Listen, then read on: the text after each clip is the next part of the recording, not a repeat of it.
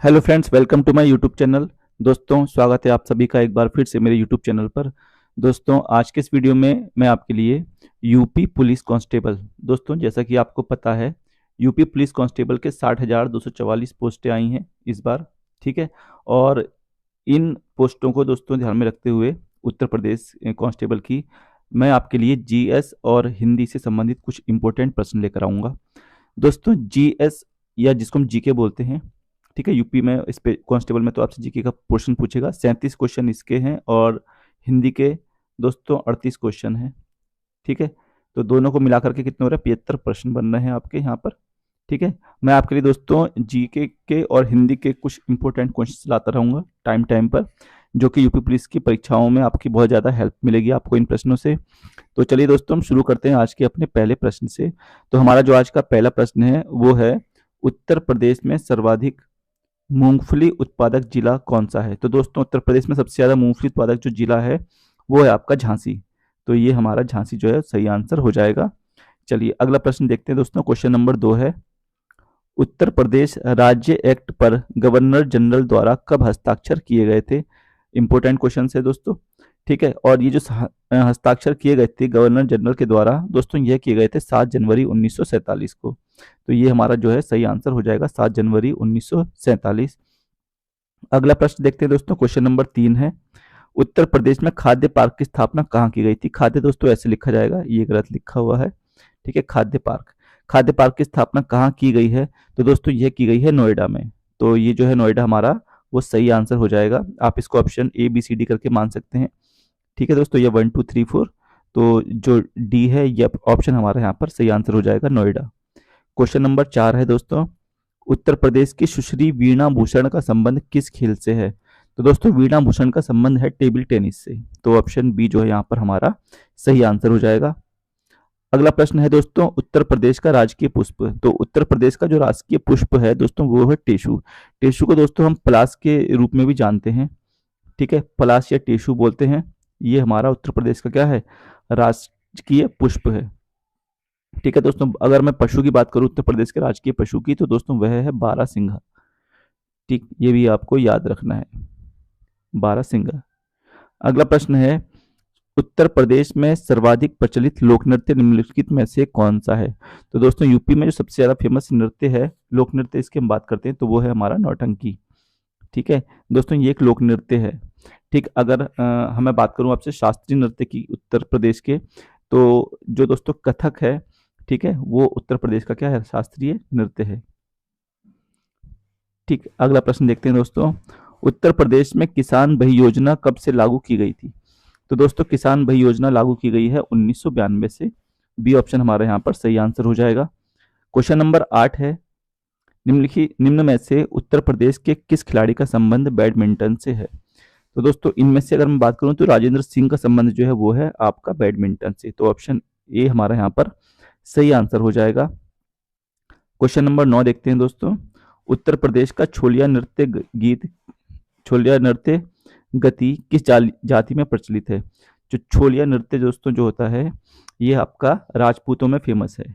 ठीक है, इसमें तलवार और थाली लेकर के दोस्तों, तलवार और थाली के साथ नृत्य किया जाता है। ठीक है, ऑप्शन डी हमारा यहाँ पर सही आंसर हो जाएगा। वर्तमान में दोस्तों ये अगर हम देखें तो छोलिया नृत्य जो है वो उत्तराखंड का बन चुका है, क्योंकि उत्तर प्रदेश से उत्तराखंड अलग हो गया है, तो अब ये उत्तराखंड का क्या है? लोक नृत्य माना जाता है। ठीक, अगला प्रश्न देखते हैं दोस्तों। क्वेश्चन नंबर 10 है, उत्तर प्रदेश कृषि विविधीकरण परियोजना किसकी सहायता से चलाई जा रही है? तो दोस्तों क्वेश्चन नंबर 10 है, इसका सही आंसर हो जाएगा विश्व बैंक। क्वेश्चन नंबर 11 है दोस्तों, 2006 में यश भारती सम्मान से किसे सम्मानित किया गया था? तो दोस्तों 2006 में जो थे अमिताभ बच्चन भी थे इसमें शामिल, डॉक्टर विवेक राय भी थे और क्रिकेटर मोहम्मद कैफ भी थे। तो सभी को जो है वो यश भारती सम्मान से सम्मानित किया गया था। ऑप्शन डी यहाँ पर हमारा है सही आंसर हो जाएगा। अगला प्रश्न है क्वेश्चन नंबर 12, अखंड ज्योति नामक पत्रिका का प्रकाशन उत्तर प्रदेश के किस स्थान से होता है? तो दोस्तों इसका जो प्रकाशन होता है वो होता है मथुरा से। ठीक है, मथुरा, ऑप्शन बी हमारा यहाँ पे सही आंसर हो जाएगा। अगला प्रश्न है क्वेश्चन नंबर 13 है, औरंगजेब ने अपने भाई शाह शुजा को प्रदेश के किस नगर के निकट पराजित किया था? तो दोस्तों शाह शुजा को इसने इलाहाबाद के निकट पराजित किया था। ऑप्शन बी हमारा यहाँ पे सही आंसर हो जाएगा। अगला प्रश्न है क्वेश्चन नंबर 14 है 14वां। काशी नागरी प्रचारिणी सभा के अनुमोदन से सचित्र हिंदी मासिक पत्रिका सरस्वती का प्रकाशन किस वर्ष में आरंभ किया गया था? तो दोस्तों ये आरंभ हुआ था 1900 में। ऑप्शन बी यहाँ पे हमारा एकदम करेक्ट आंसर हो जाएगा। अगला प्रश्न देखते हैं दोस्तों, क्वेश्चन नंबर 15 है। क्वेश्चन है हमारा, राज्य कृषि विभाग द्वारा कौन सा मासिक बुलेटिन प्रकाशित किया जाता है? कौन सा? ठीक है दोस्तों, यह प्रकाशित किया जाता है कृषि चिंतन। ऑप्शन डी में हमको ये मिल रहा है कृषि चिंतन, तो यही हमारा क्या हो जाएगा सही आंसर। अगला प्रश्न है क्वेश्चन नंबर 16 है। देश के प्रथम दुग्ध संघ की स्थापना कहाँ की गई थी? दोस्तों देश के पहले दुग्ध संघ की स्थापना जो की गई थी वो लखनऊ में की गई है। ऑप्शन बी हमारा यहाँ पे सही आंसर रहने वाला है।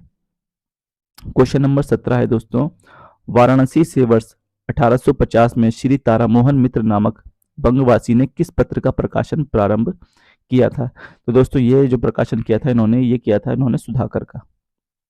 तो सुधाकर हमारा यहाँ पे सही आंसर हो जाएगा। अगला प्रश्न है क्वेश्चन नंबर 18 है। उत्तर प्रदेश भाषा संस्थान का गठन किस वर्ष किया गया था? महत्वपूर्ण प्रश्न है दोस्तों, ये किया गया था 1994 में। क्वेश्चन नंबर 19 देखते हैं। उत्तर प्रदेश में गोकुल बैराज का निर्माण कब प्रारंभ किया गया था? तो दोस्तों गोकुल बैराज का जो निर्माण प्रारंभ किया गया था वो किया गया था दिसंबर 1990 में। तो यहाँ पर दिसंबर 1990 हमारा जो है वो सही आंसर हो जाएगा। अगला प्रश्न है कि उत्तर प्रदेश में, क्वेश्चन नंबर 20वां है दोस्तों, उत्तर प्रदेश में रानी लक्ष्मीबाई बांध परियोजना किस नदी पर है? तो जो रानी लक्ष्मीबाई बांध परियोजना है दोस्तों वह बेतवा नदी पर है। बहुत महत्वपूर्ण प्रश्न है, कई बार परीक्षा में पूछा भी गया है दोस्तों ये। क्वेश्चन नंबर 21 है। जिनका उच्चारण स्वतंत्र रूप से किया जा सके उन्हें हम क्या कहते हैं? तो दोस्तों हिंदी का प्रश्न है ये। तो ऐसे शब्द या ऐसे वर्ण जिनका उच्चारण हम स्वतंत्र रूप से करते हैं दोस्तों उन्हें हम कहते हैं स्वर। तो ये हमारा यहाँ पे सही आंसर हो जाएगा। अगला प्रश्न है, अंतस्थ व्यंजन कितने प्रकार के होते हैं? तो दोस्तों क्वेश्चन नंबर 22वां है ये। अंतस्थ व्यंजन पूछा है हमसे, और अंतस्थ व्यंजन जो होते हैं दोस्तों वो कितने प्रकार के होते हैं? 4। कौन कौन से होते हैं? तो वो होते हैं या, रा, ला और वा। ये चारों अंतस्थ कहलाते हैं। इनकी संख्या कितनी है? 4 है। तो 4 हमारा यहाँ पे सही आंसर हो जाएगा। अगला प्रश्न पूछा है कि जूही की कली किसकी रचना है? तो दोस्तों जूही की कली जो रचना है वो ये निराला की है। ठीक है, ऑप्शन ए हमारा यहाँ पे सही आंसर हो जाएगा। अगला प्रश्न है क्वेश्चन नंबर 24वां है। इनमें से कौन सा शब्द संज्ञा से बना हुआ विशेषण नहीं है? दोस्तों इसमें जो है अपमान जो है संज्ञा से बना हुआ विशेषण नहीं है। तो यही हमारा क्या हो जाएगा सही आंसर हो जाएगा। अगला प्रश्न है, उत्कर्ष शब्द का विलोम क्या है? तो उत्कर्ष शब्द का दोस्तों जो विलोम होता है वो होता है अपकर्ष। ठीक है, तो अपकर्ष हमारे यहाँ पर जो है वो सही उत्तर हो जाएगा। अगला प्रश्न देखते हैं, 26वां क्वेश्चन नंबर है दोस्तों। पूछा गया है कि हिंदी खड़ी बोली किस जिले में बोली जाती है? तो दोस्तों जो हिंदी खड़ी बोली का हमारा क्षेत्र है, ठीक है, वो रामपुर, मेरठ, देहरादून, ये तीनों क्षेत्र इसमें शामिल होते हैं। तो हमारा जो ऑप्शन हो जाएगा वो हो जाएगा इनमें से सभी। अगला प्रश्न है, तुम अपने काम में सफल रहो, ये कौन सा वाक्य है? तो दोस्तों वाक्य का प्रकार पूछा है कि कौन सा वाक्य है। तो दोस्तों तुम अपने काम में सफल रहो, यह हमारा क्या हो जाएगा इच्छावाचक वाक्य है। ठीक है, इसी प्रकार से अगला प्रश्न है दोस्तों क्वेश्चन नंबर 28वां हिंदी का, कि निम्न में से कौन सी संधि विच्छेद सही है? तो इसमें सही जो है दोस्तों वो मही प्लस इंद्र महेंद्र, नदी प्लस ईश नदीश, वधु प्लस उत्सव वधुत्सव। ठीक है दोस्तों, मही प्लस इंद्री महा प्लस इंद्र होगा, महेंद्र हो जाएगा ये। तो ये हमारा हो जाएगा इनमें से सभी, ये सभी हो जाएंगे सही आंसर। अगला प्रश्न है इस प्रकार 29वां प्रश्न पूछा गया है, जली कटी सुनाना मुहावरे का अर्थ क्या है? तो दोस्तों जली कटी सुनाना का मतलब होता है किसी को बुरा भला कहना। ठीक है, तो ऑप्शन बी जो है वो हमारे यहाँ पे सही आंसर हो जाएगा। क्वेश्चन नंबर 30 देखते हैं दोस्तों। क्वेश्चन नंबर 30 में ये कहा गया है कि जिनका उच्चारण स्वतंत्र रूप से किया जा सके उन्हें कहते हैं। दोस्तों ये क्वेश्चन पीछे भी हमारा आ चुका है, अभी आया था, हमने बताया था। इन्हें हम क्या कहते हैं? स्वर कहते हैं। ठीक है, क्वेश्चन नंबर 31 है कि मौर्य साम्राज्य की स्थापना किसने की थी? तो दोस्तों मौर्य साम्राज्य की स्थापना कौन करते हैं? चंद्रगुप्त मौर्य। और किसकी सहायता से करते हैं दोस्तों? तो यह करते हैं चाणक्य की सहायता से। चाणक्य जो होते हैं वो इनके शासनकाल में इनके प्रधानमंत्री होते हैं। ठीक है, और चंद्रगुप्त मौर्य की दोस्तों अगर हम मृत्यु की बात करें तो चंद्रगुप्त मौर्य की जो मृत्यु होती है वो संलेखना पद्धति से होती है। ठीक है, ये भी आपको याद रखना है, संलेखना पद्धति से उनके प्राण त्याग देते हैं चंद्रगुप्त मौर्य। अगला प्रश्न है, निम्नलिखित विद्वानों में से हड़प्पा सभ्यता का सर्वप्रथम खोजकर्ता कौन था? तो दोस्तों हड़प्पा सभ्यता की जो सबसे पहले खोज की गई थी वह की गई थी दयाराम साहनी के द्वारा। ठीक है, ऑप्शन डी हमारे यहाँ पे सही आंसर हो जाएगा। अगला प्रश्न है दोस्तों, क्वेश्चन नंबर 33 है, अल्बुकर्क ने गोवा को 1510 ईस्वी में किससे छीना था? तो दोस्तों अल्बुकर्क ने गोवा को 1510 ईस्वी में बीजापुर के सुल्तान से छीना था। और दोस्तों अल्बुकर्क को ही जो है पुर्तगालियों का वास्तविक संस्थापक कहा जाता है, पुर्तगाली साम्राज्य का। क्वेश्चन नंबर 34 दोस्तों पूछा गया हमसे कि विजय स्तंभ कहाँ स्थित है? तो विजय स्तंभ जो है दोस्तों ये चित्तौड़गढ़ में स्थित है। और इसका निर्माण किसने करवाया था दोस्तों? अगर तो दोस्तों राणा कुंभ ने इसका क्या करवाया था? निर्माण करवाया था विजय स्तंभ का। क्वेश्चन नंबर 35 है कि भारत में प्रथम रेलवे लाइन किस ब्रिटिश गवर्नर जनरल के समय बिछाई गई थी? तो दोस्तों रेलवे लाइन की शुरुआत जो होती है वो डलहौजी के समय लॉर्ड डलहौजी के समय में होती है दोस्तों। ठीक है, ऑप्शन ए हमारे यहाँ पर सही आंसर हो जाएगा। अगला प्रश्न है, भारतीय राष्ट्रीय कांग्रेस का प्रथम मुस्लिम प्रेसिडेंट कौन था? तो दोस्तों कांग्रेस के जो पहले मुस्लिम अध्यक्ष थे वह कौन बने थे? वह बने थे बदरुद्दीन तैयब जी बने थे। ये हमारा सही आंसर हो जाएगा इसमें। अगला प्रश्न है क्वेश्चन नंबर 37वां है, पारिस्थितिक तंत्र यानी कि इकोसिस्टम शब्दावली किसने प्रस्तुत की थी? तो दोस्तों ये जो शब्द है इकोसिस्टम, ये शब्द दिया था टांसले ने। अगला प्रश्न है क्वेश्चन नंबर 38 है, कुनैन सिनकोना पादप के किस भाग में प्राकृतिक रूप से पाई जाती है? तो दोस्तों यह पाई जाती है छाल में। तो ऑप्शन डी हमारा यहाँ पे सही आंसर हो जाएगा। क्वेश्चन नंबर 39 है, राज्यसभा के सदस्यों का कार्यकाल कितने वर्ष का होता है?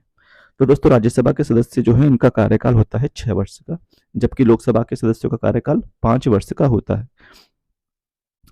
आखिरी प्रश्न है दोस्तों, आज 40 क्वेश्चन है आपके लिए इस टेस्ट में। अगले वीडियो में मैं आपके लिए ज्यादा प्रश्न लेकर आऊंगा।